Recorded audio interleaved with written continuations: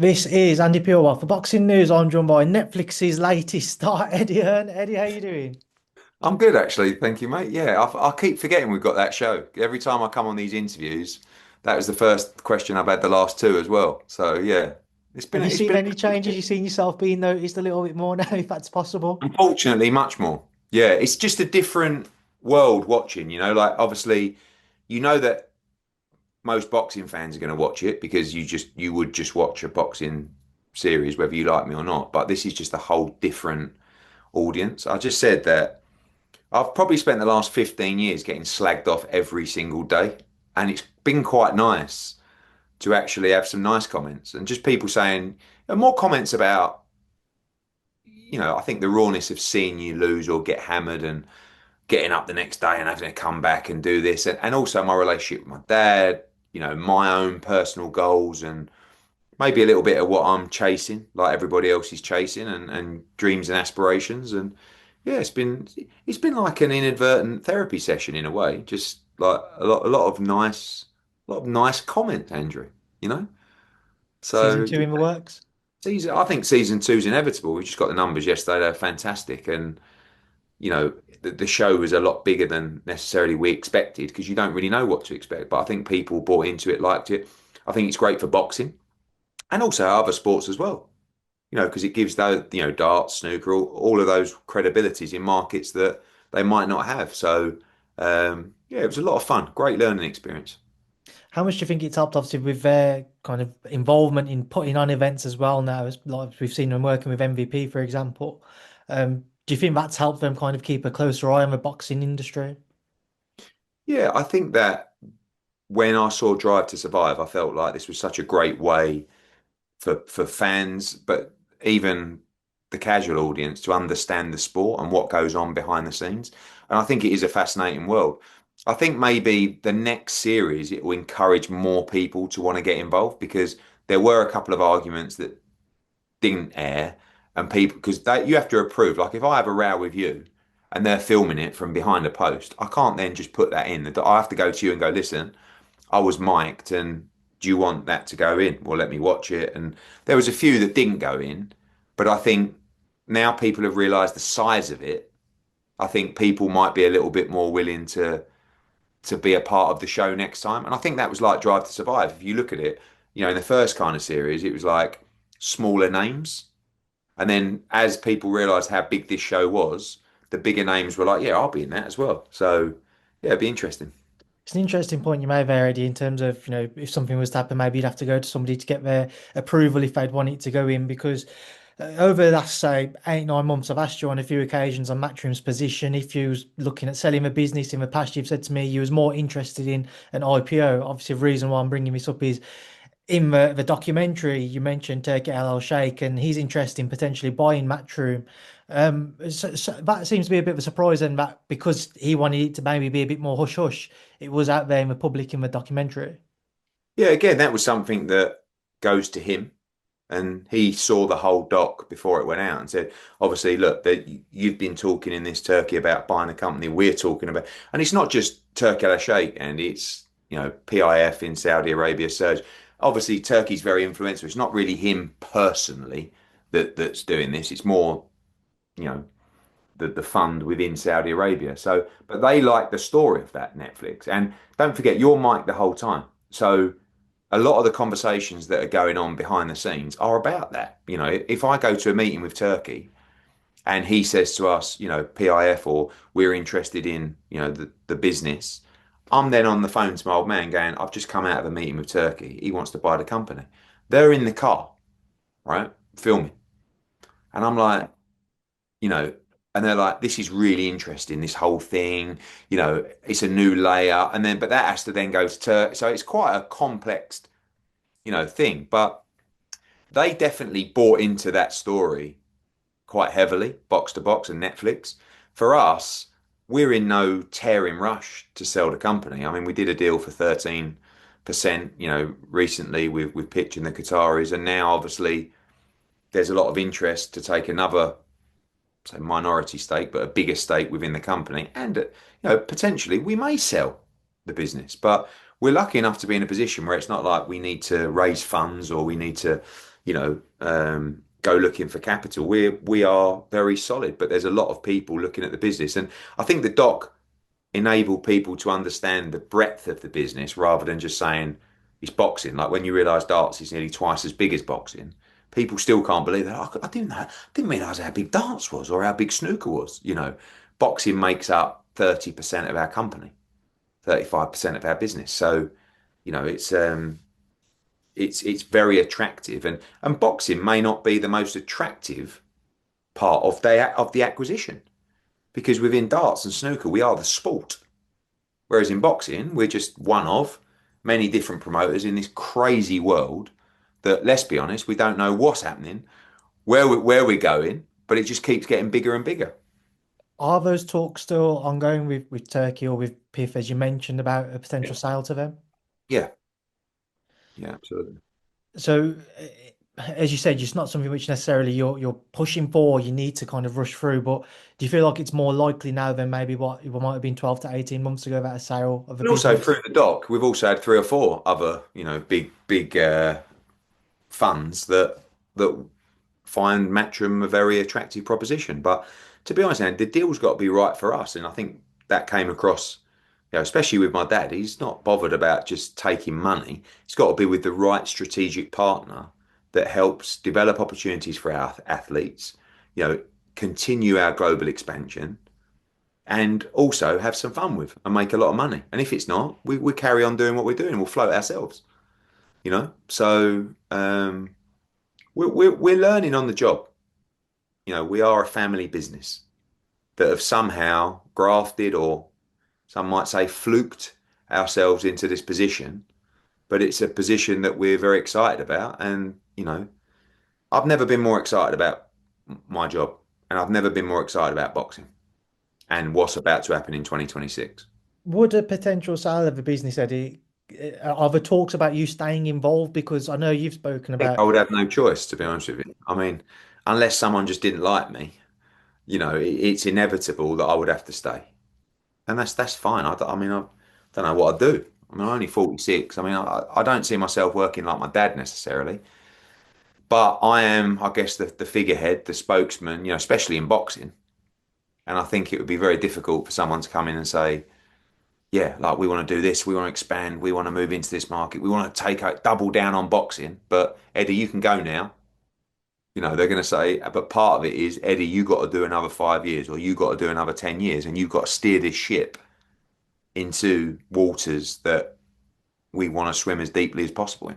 And that's fun. I'm all about keep on taking it to another level.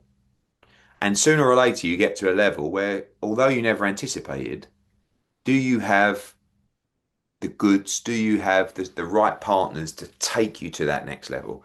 Because right now we're somewhere in the stars. How do we go to the fucking galaxy? And you do that most of the time at another corporate level with the right partners. And that excites me because there's a whole nother world we can get to here. Eddie, I've been trying to track your movements on Insta recently. Obviously, I know you've been out in Saudi. I assume you've had some business talks. I saw Mr. Shalom out there too. I mean, obviously, I saw you catching up with Anthony Joshua over in Dubai. What's the latest with AJ? Just kind of ready now, ready to pull the trigger, which is exciting. It's been a really frustrating period, a year, kind of like a mix of definite disappointment, and he definitely suffered with that defeat from Dubois personally. I know he loves to put on a brave face and talk to everyone and be that guy, but I know how much that defeat hurt him. I know how much defeats hurt him in general. And then the issue with the elbow, which, it was a comeback, then it was a delay, then it was treatment, then it was another comeback in camp, and then it was an operation. And that was probably a 4 or 5 month period that was a bit of a ball ache. And now it's like when he calls me and says, I need to see you, I'm ready. That's when the excitement starts to build up. And that was that call. Went out there, had a few days with him, and it was great. He's back training to full capacity. All kinds of different discussions and opportunities about how we're going to do this. And when I say how we're going to do this, how we're going to build ourselves back into a mega fight. Obviously, His Excellency wants to make AJ v Fury. it's the biggest fight in boxing. He's all about making the biggest fights in boxing. But there's a route to get there for both of us. I mean, Tyson's Tyson. We got nothing to do with his deal, and His Excellency will deal with him and Spencer and Frank or whoever it's going to be about his route. But I'm just interested in AJ's route. How do we get him back in the ring? How do we get him back firing? And, that would be a multi-fight deal with Riyadh season. Obviously, we've also got the potential of the fight in Africa. We've also got Jake Paul still phoning up saying, look, when I beat Javante, I want to fight AJ. So it's managing the right thing to do, the right path. And, we tend to want to do that with His Excellency because it's solid, it's lucrative, and it's always exciting. And if it can lead to a Tyson Fury fight, that's the name of the game for us. Just a couple to end on, Eddie. Chris Eubank Jr. obviously his comments at the Conor Benn rematch press conference. Where do things sit in terms of a legal situation around that? Yeah, I mean, we wrote to him for sure because I want the statement retracted. You know, it's never really been my forte, but when someone says something like that, I feel personally that you just can't do that. So his team reached out to me actually this week trying to say like, how can we resolve it? And it ain't a big deal. Like I'm not looking to make him look stupid or anything like that. It's just you have to just say, I shouldn't have said that. I'm sorry, it's not true. That's it. We were back and forward in the presser, but unfortunately I said something that's just not the case. So, if you're accusing me of deliberately stopping an ambulance from getting to the hospital, I find that pretty sickly. And you'll get people responding to this video going, oh, Hearn's rattled. Yeah, I was quite rattled by that because it's a stone cold lie that affects the credibility of a company that is our life, right? If I just worked for some business down the road on a 9 to 5 and you slagged it off, it is what it is. This is different. This is very personal. So that's where we're at. I'm sure it'll get resolved. But, the other focus, of course, is making sure that Conor Benn wins the fight and he's training hard. And I believe he's going to do the business this time. Obviously, about a lot of kick up there around kind of you wanted to talk about Ricky Hatton. I haven't had a chance to ask you about Ricky since his passing. Obviously, a legend of the sport, Eddie. I just want you to kind of get your recollections of working with him. What just made him so unique in comparison to anybody else in the sport? Well, what made it so unique was his love that he had from the people. And also, Andy, don't forget, this was kind of like the last fighter from the era before social media. So now, when you're building the profile of a fighter or a following, you tend to lean on digital and social media to do that. You still get a lot of people, these Josh Warringtons of this world, the Pat Browns of this world, who have that, offline following of the city because they're great people and their city love them. But Ricky was the king of that. And the reason that Ricky was the king of that is because he was just like everyone out of them, right? He would, sometimes to his detriment, he would finish his fight and he would be in the pub with everyone. He'd be walking up Manchester. All right, Rick. All right. That's called one of the people. And that following, although you've got big, AJ selling 90,000, this is like a hardcore following of your own people and your own city that's never been seen before. And, I've been around him, for years on different trips and stuff like that. And he's always like the life and soul, hilarious. I mean, saw himself as a bit of a comedian as well. And his stand-up game was top draw. And obviously worked a lot with him and much more closely around Campbell Hatton, who, to be honest with you, has astonished me with his strength. I mean, I saw that interview yesterday. I mean, I just don't know how, and also Campbell, sometimes when you're so close to your dad, like I am as well, you do have that fear of losing them. I often think to myself, God, imagine if my dad weren't around. Like, we don't speak that much, but I do lean on him for stuff. I feel his presence in my work and, I'll always speak to him and get his opinion. And when they're not there, I just can't imagine it. And that day will come. It probably won't be too long for me. Sorry, Bazza. But I'm 46, 47, 46. I'm 46. Yeah, 46. So you become a little bit older and you just kind of and my dad's 77. But when you all have old Campbell, I don't know, 27, 28, and your dad's what, in his late 40s, it's very, very different. And those two were so close. They were so similar. And I got to spend a lot of great times around Campbell fighting and Ricky being there and them two in the changing room. And he was just a boxing man through and through. And, if you, all the stuff that's being played out now is about him trying to help people.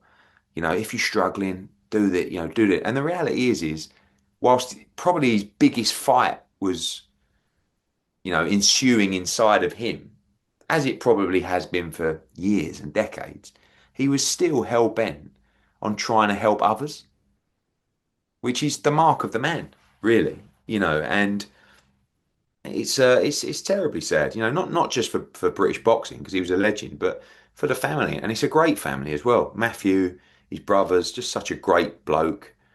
Campbell's such a really good young man, and all of them. You got young Jack Hatton, the boxer, Lola Hatton, Matthew's son, and it's such a great family. So it's heartbreaking. And you'll see next week with the funeral. Like, this is a guy you've seen it, Man City. There weren't one. I've never heard one person say a bad word ever about Ricky Hatton. And then what this game's like, Andy. People slag people off left, right, and centre behind their back. You just wouldn't hear it because everyone loves him. And yeah, very, very sad.